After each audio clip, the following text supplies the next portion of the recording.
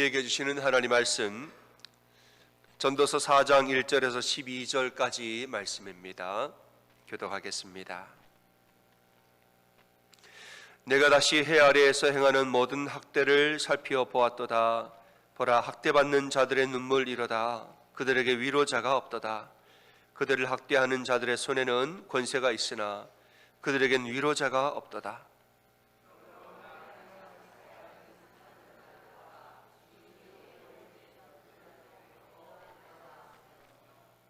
이 둘보다도 아직 출생하지 아니하여 해 아래에서 행하는 악한 일을 보지 못한 자가 더 복되다 하였노라.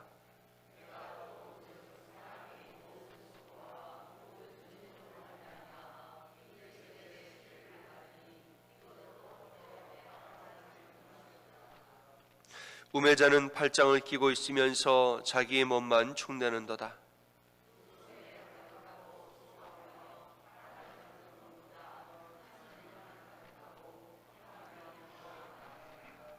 내가 또다시 해 아래에서 헛된 것을 보았도다.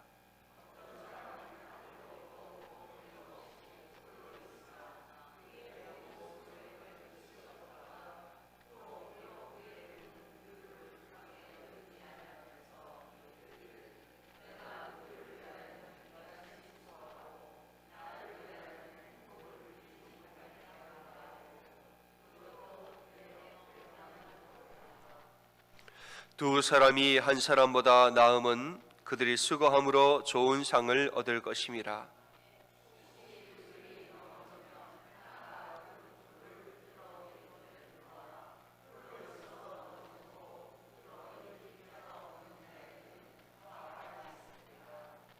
또 두 사람이 함께 누우면 따뜻하거니와 한 사람이면 어찌 따뜻하랴.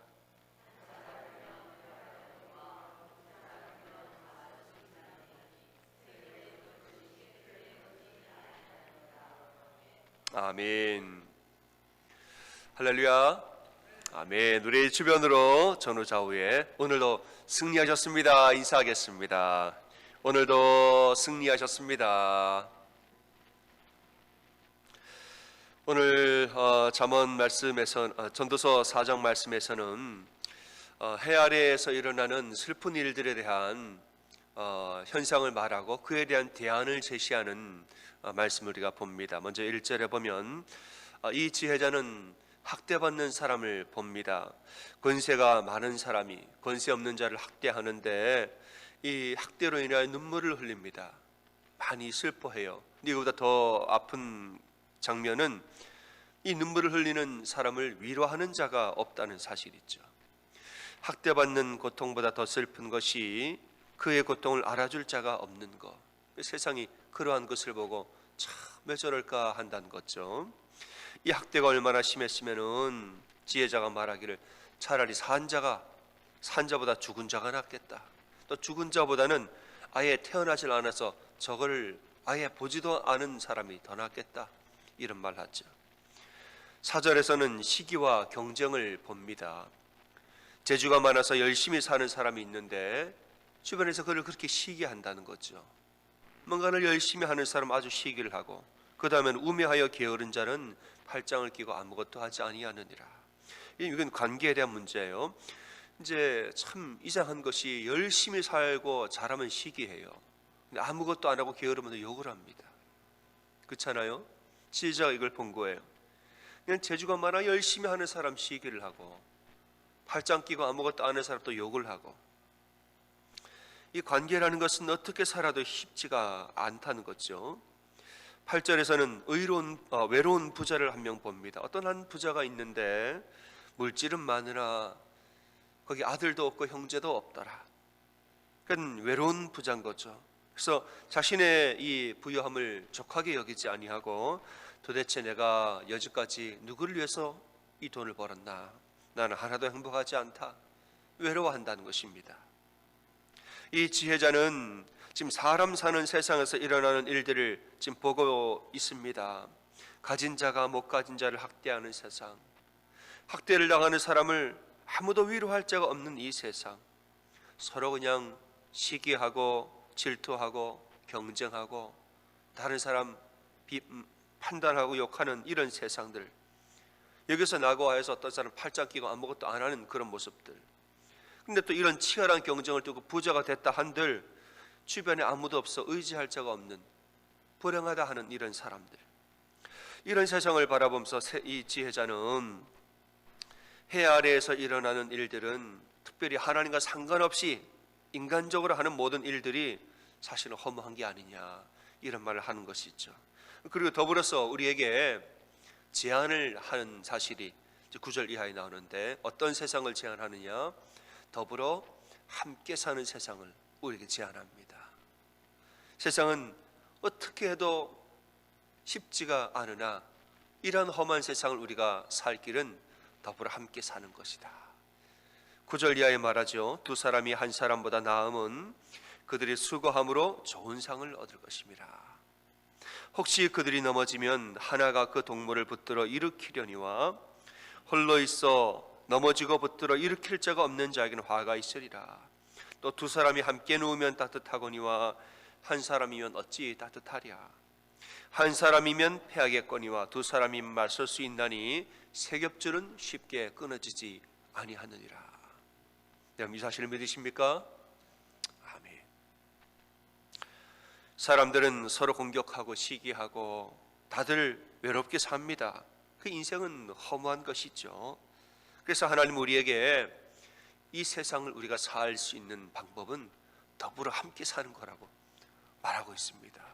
너희가 마음을 합하여서 더불어 함께 살면 이러한 말하자면 말도 안 되는 세상이랄지라도 너희가 함께하면 능히 살 수가 있다는 거예요. 너희가 함께할 때 능히 은혜 가운데 우리가 살아낼 수 있다는 것이죠. 여러분, 우리가 더불어 함께 사는 것은 하나님이 세상을 창조하실 때 정하신 창조의 질서입니다. 이거는 거스를 수 없는 질서인 것이에요. 하나님이 세상을 만들 때 누가 만드셨습니까? 성부와 성자와 성령, 삼위일체 하나님, 우리가 삼위일체 하나님이 더불어 함께 창조한 세상입니다. 그래서 하나님은 태초부터 공동체성을 가지신 분이고 이 세상은 더불어 함께 살도록 지어진, 디자인된 세상이에요. 더불어 함께 사는 것은 창조의 질서라는 것입니다. 다윈의 진화론을 보면은 적자생존의 법칙을 말하죠. 적자생존은 뭡니까? 강한 자가 살아남고 약한 자는 도태되는 것이에요. 이 진화론이 처음에 말할 때 이런 말을 했습니다. 생명이 잉태될 때를 보면은 그건 이론이었던 거죠.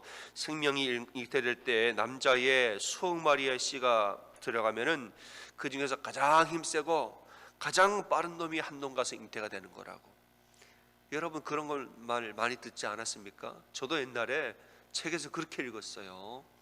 수억 마리의 씨가 들어가면 그 중에서 가장 빠르고 가장 힘센 놈 한 놈이 들어가가지고 잉태가 되는 거다. 그러니까 세상은 처음부터 강한 씨가 살고 약한 씨는 도태되는 적자생존이 우리가 태어나면서부터 이렇게 되는 거다.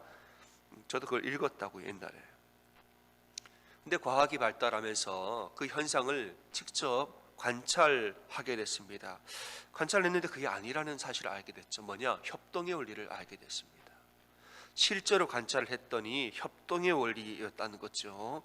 강한 씨가 혼자 빨리 가는 게 아니라 수많은 씨들이 서로 뭉쳐서 협동해서 함께 움직여요. 그리고 여성의 씨에 도착하면은 거기는 이 난자를 둘러싸고 있는 보호막이 있습니다. 이 보호막을 깨고서는 그 안에 들어가야 되는 건데 수많은 정자들이 자신의 머리를 한꺼번에 터뜨려서 그 보호막을 벗겨내고 자기는 죽어요. 수많은 씨들이 자기 머리를 거기에 부딪혀 터져서 다 죽습니다. 죽고 또 죽어서 보호막이 벗겨지면 그 안으로 다른 한 마리가 들어가서 수정이 되는 거예요. 실제로 관찰했더니 이렇게 생명이 생겨나더라는 거죠. 그러니까 여러분, 함께 이동해서 함께 벽을 깨서 한 마리가 들어가는 거예요. 그러니까 여러분, 생명은 적자생존이 아니라 협동의 원리로 처음부터 생겨나는 겁니다. 그래서 생물학자 최재천 교수는 강한 자가 살아남는 것이 아니라 협력하는 자가 살아남는다 그랬습니다. 그분이 쓴 책이 뭐냐? 손잡지 않고 살아남은 생명은 없다 그랬습니다. 여러분, 손잡지 않고 살아나는 생명은 없습니다. 우리가 살아나고 우리가 정말 이 세상이 존재해 올 수 있었던 이유는 서로 사랑하고 협력했기 때문에 우리가 존재하는 것이라는 말이죠. 근데 무신론 생물학자 리차드 도키슨, 이분은 아주 유명한 무신론자죠. 그분은 또 이런 말을 합니다. 이렇게 서로가 협력하는 것조차 이기적인 유전자 때문에 협력하는 것이라. 그러니까 우리가 서로 사랑해서 협력한 것이 아니라 내가 살려고 협력한 것이다, 이렇게 말을 해요. 사람들이 서로 사랑하고 그 종족을 보존하고 내가 살려고 협력하는 것이지 사랑해서 협력하는 것이 아니다, 이런 말을 또 해요. 여러분, 맞습니다. 우리 본성 안에는, 모든 사람의 본성에는 이기적인 유전자가 있죠. 그건 인정합니다. 근데 여러분, 이기적인 유전자가 있는 것은 인정하는데 어찌됐던 간에 인류가 지금까지 살아남을 수 있었던 이유는 협력했기 때문이라는 사실은 분명하지 않습니까? 이 세상이 지금까지 존재할 수, 여러분 자녀를 낳고 이 세상이 이렇게 서로 전쟁에서 다 패망하지 않고 이렇게까지 올 수 있었던 이유, 서로 협력하고 서로 함께 손을 잡았기 때문에 여기까지 온 것은 사실이 아닙니까? 그러니까 말하자면 뭐냐, 본성적으로 이기적인 사람들이 살아남으려면 어떻게 해야 되는가? 협력해야 한다는 창조의 질서를 깨닫게 됐다는 거예요. 원래 우리 마음대로 살면 굉장히 이기적으로 살아야 됩니다. 협력이라는 것은 없는 것이에요. 그럼 왜 협력하게 되었는가? 살다 보니까 인간이 이기적인 본성으로 살면 다 죽는다는 거예요. 살아남기 위해서는 서로 더불어 함께 살아야 한다는 하나님이 정하신 변치 아니하는 창조의 질서를 그들이 스스로 더듬어 가서라도 찾았다는 말입니다. 여러분, 이기적인 본성은 우리의 원죄 때문에 그렇습니다. 그런 이 원죄를 넘어서서 사랑과 협력이라는 하나님의 창조 질서를 찾아갈 때에, 그때에 우리는 산다는 것입니다. 여러분, 세상을 보면은 믿음이 없는 자들도 사랑하고 협력합니다. 예수님 몰라도 사랑하고 협력해요. 다만 그들은 내가 살려고 협력하죠. 내가 살려고. 그러나 예수를 믿는 우리들은 예수의 사랑으로 사랑하는 여러분이 되시기를 주님의 이름으로 축원합니다. 세상 사람들은 내가 살려고 협력해요. 그러니까 예수의 자녀들은 예수의 사랑으로 사랑하는 거예요. 교회는 안 그럴 것 같지요? 교회도 그런 게 있습니다. 서로 협력하는데 자기 일을 위해서 협력해요. 교회 내에서도 서로 사랑하는데 이기적인 이유로 해요. 나를 위해서 내가 뭘 하려고 협력하고, 나를 위해서 사랑하고 나를 위해서 챙겨주는, 그게 교회도 있는데 여러분, 그 정도의 협력과 사랑은 세상 사람도 그 정도는 다 합니다. 우리의 사랑은 그 이상이어야 하는 것이죠. 세상 사람, 예수 안 믿는 사람도 자기를 위해서라면 그 정도는 다 합니다. 도와주고 헌신하고 사랑하고. 그러나 우리는 나를 위해서 사랑하는 것을 넘어서 예수의 사랑으로 서로 사랑하는 그런 진정한 신앙인이여 성도가 되기를 소원하는 것입니다. 여러분, 예수님 믿어도 시기해요. 심지어 예배를 드리면서도 시기해요. 가인과 아벨 둘 다 하나님 예배했습니다. 근데 하나님 아벨의 제사만 받으셨어요. 이걸 보고 가인이 뭘 했다는 거죠? 시기를 하고 질투했다는 거예요. 아니, 한 사람이 열심히 예배를 드리는데 그걸 보고 시기를 해요. 여러분 예수 하나님 믿는 사람들도 시기해요. 심지어 예배 중에도 시기합니다. 예배 중에도. 여러분, 신앙생활이 참 헛되지 않습니까? 또 어떨 때는 본인이 능력이 많아요. 근데 아무리 본인이 능력이 많아도 주변에 사람이 또 없을 때는 그게 또 헛되다는 것이에요. 어떨 때 우리 억울한 일을 당하죠. 억울한 일을 당하는데 내 마음을 알아주는 사람 없어요. 내 말을 들어주는 사람도 없고 나 위로할 자가 없어요. 여러분, 그 마음 얼마나 헛되겠습니까? 신앙생활 할 때에도 이런 부분이 있습니다. 여러분, 이럴 때 정말 우리에게 필요한 것이 뭐냐? 인간적인 협력과 사랑을 넘어서 예수의 사랑으로 서로 사랑하는 것이 우리에게 절대적으로 필요하다는 것을 우리가 아시기를 소원합니다. 다윗이 수많은 고난을 견뎌낼 수 있었던 것은 요나단과 같은 친구가 있었기 때문에 견뎌낸 거죠. 사도 바울이 그 고생스러운 사역을 다 감당한 것은 바나바, 마가, 누가, 디모데, 참 이런 동역자들이 함께 했기에 그 고생스러운 전도를 다 한 거죠. 물론 여러분 알겠지만 마가와 바나바 다 바울과 싸웠던 사람들, 늘 관계가 좋았던 것은 아닙니다. 바울과 아볼로 사이를 갈라놓으려고 고린도 사람들 얼마나 또 그러고, 여러분 이 관계가 늘 좋았던 것은 아니에요. 서로 싸우고 서로 미워한 시기한 적도 있죠. 그러나 서로가 다 주님만 바라보고 살다 보니까 각자가 그래도 아무리 이랬던 적도 있을지라도 각자가 서로 주님을 바라보면서 계속 주님 앞에 나아가고 또 나아가다 보니까 나중에는 화해하고 품어주고 관계가 오히려 더 단단해진 거죠. 여러분, 우리가 서로 사랑하는 비결이 무엇인지 아십니까? 이기적인 이유로 사랑하는 것 말고 예수의 사랑으로 서로 사랑하는 비결이 뭔지 아십니까? 그것은 여러분 각자가 십자가 안에 들어오시면 됩니다.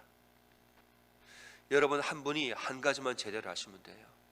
우리가 다 하나가 되기 위해서 사람들은 말합니다. 우리가 같이 밥 먹고 같이 여행하고 같이 교제하면 친해진다. 여러분 그런 효과가 없지는 않습니다. 근데 여러분 이것도 십자가 안에 거해야 가능한 거예요. 같이 밥 먹고 같이 여행하고 같이 교제하고 그걸 서로 친해집시다. 여러분 이것조차도 여러분이 십자가 안에 거해야 가능한 것이지, 여러분이 십자가 밖에 있죠? 그럼 밥 먹다가 싸우고 여행하다가 싸우고 교제하다가 싸워요. 서로 사랑하려면은 각자가 십자가 안에 들어오시면 됩니다. 여러분 스스로가 예수 그리스도의 십자가 안으로 들어가시고 안으로 들어간 걸 넘어서서 중심으로 계속 나아가시고 여러분 각자가 십자가의 중심으로 계속 나아가시면은 우리는 십자가 한가운데서 다 그냥 만나는 거예요. 그냥 저절로 만나게 되어지는 것이에요. 예수의 사랑이 우리를 하나로 끌어당기고 예수의 중심으로 우리를 끌어당기고 만나게 하는 것입니다. 제가 목회를 하면서 성도님들을 이런저런 일들 가운데 보면서 어떤 성도님들이 힘들어할 때 위로하는 사람이 없으면 제가 마음이 굉장히 아파요. 이렇게 힘들어하는데 그를 위로하는 자가 없다? 얼마나 마음이 아플까요? 보면서 어떤 사람이 열심히 하는데 주변에 시기를 합니다. 그걸 보면 제가 마음이 또 아파요.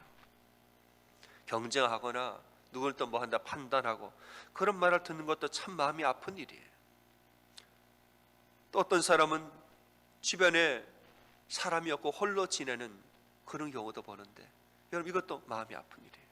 근데 반면에 여러분 누가 넘어질 때 어느 성도님이 넘어질 때 붙들어서 일으켜주는 성도가 있는 것을 볼 때에는 그때도 마음이 굉장히 기뻐요.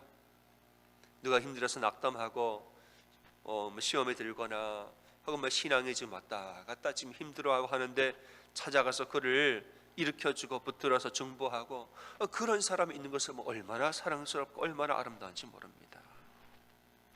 누가 혼자 섬기고 있을 때 옆에 가서 같이 섬겨주고 같이 일해주고 같이 사역하고 동역하고 이런 것을 보면 얼마나 귀하고 얼마나 소중한지 몰라요.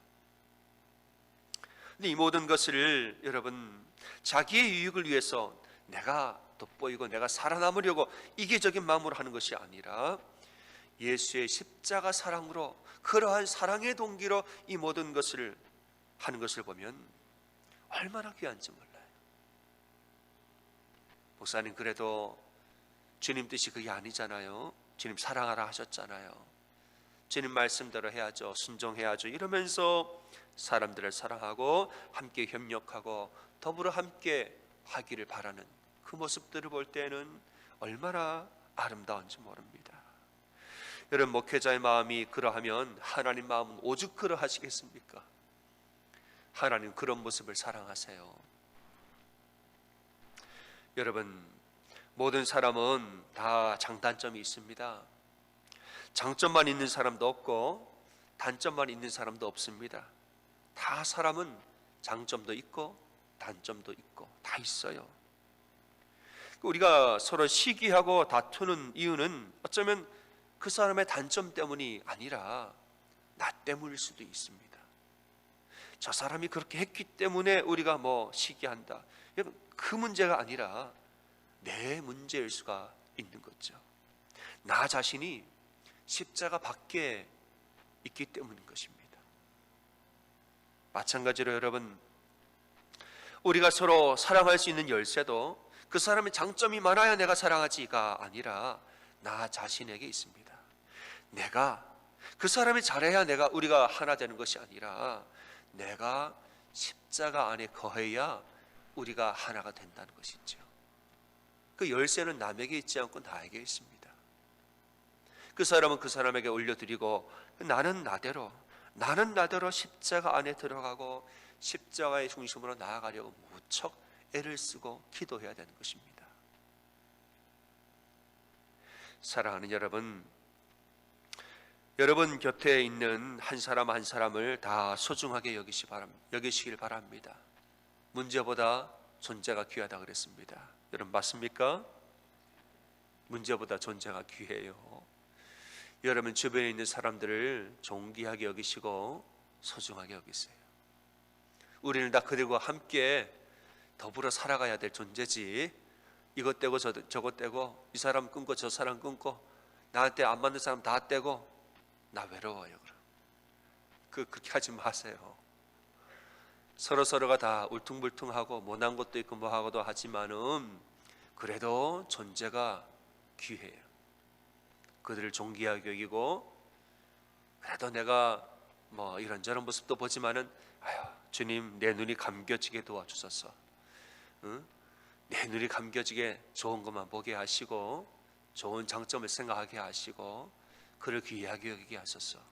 내가 십자가 안에 들어가서 예수의 사랑을 배우게 하소서. 예수의 사랑으로 서로 더불어 함께 사는, 서로 사랑하는 우리 교회가 다 되기를 주님의 이름으로 축원합니다.